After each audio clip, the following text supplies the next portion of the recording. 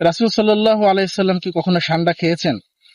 ইদানিং ফেসবুক টাইমলাইনে সান্ডা নিয়ে এত প্রচার প্রসার হচ্ছে, অধিকাংশ মানুষই এটা নিয়ে হাস্যরস করছে বা অধিকাংশ মানুষই এটা নিয়ে দুষ্টমির ছলে শেয়ার করছে, কিন্তু অনেক মানুষই দেখলাম এটা নিয়ে আবার সিরিয়াস হয়ে যাচ্ছে সান্ডা খাওয়া নিয়ে।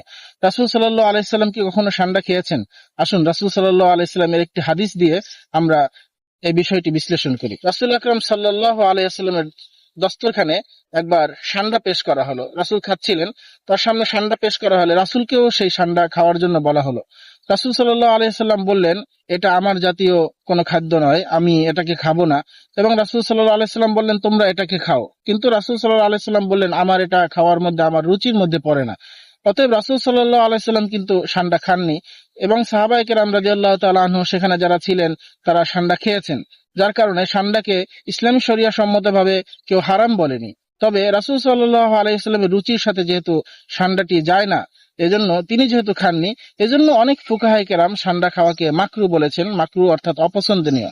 এজন্য আমাদের রুচিও রাসূল সাল্লাল্লাহু আলাইহি ওয়াসাল্লামের রুচির অনুরূপ হওয়া দরকার। রাসূল সাল্লাল্লাহু আলাইহি ওয়াসাল্লামের যে সুন্নাতগুলো ছিল সেগুলো আমাদের মেনে চলা দরকার।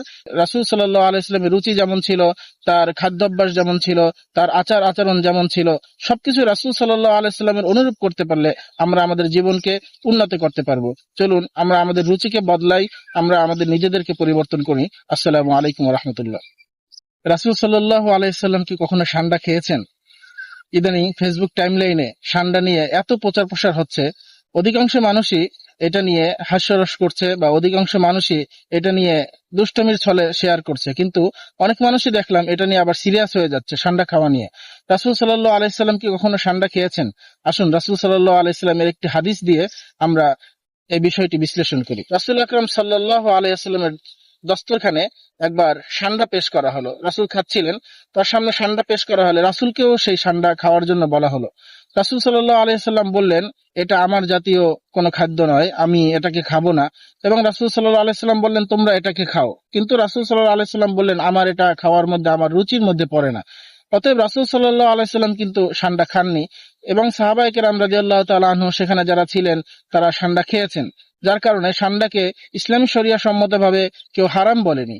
তবে রাসূল সাল্লাল্লাহু আলাইহি ওয়াসাল্লামের রুচির সাথে যেহেতু সান্ডাটি যায় না, এজন্য তিনি যেহেতু খাননি, এজন্য অনেক ফুকাহায়ে কেরাম সান্ডা খাওয়াকে মাকরু বলেছেন। মাকরু অর্থাৎ অপছন্দনীয়।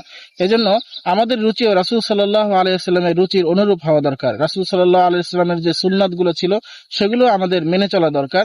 রাসূল সাল্লাল্লাহু আলাইহি ওয়াসাল্লামের রুচি যেমন ছিল, তার খাদ্যাভ্যাস যেমন ছিল, তার আচার আচরণ যেমন ছিল, সবকিছু রাসূল সাল্লাল্লাহু আলাইহি ওয়াসাল্লামের অনুরূপ করতে পারলে আমরা আমাদের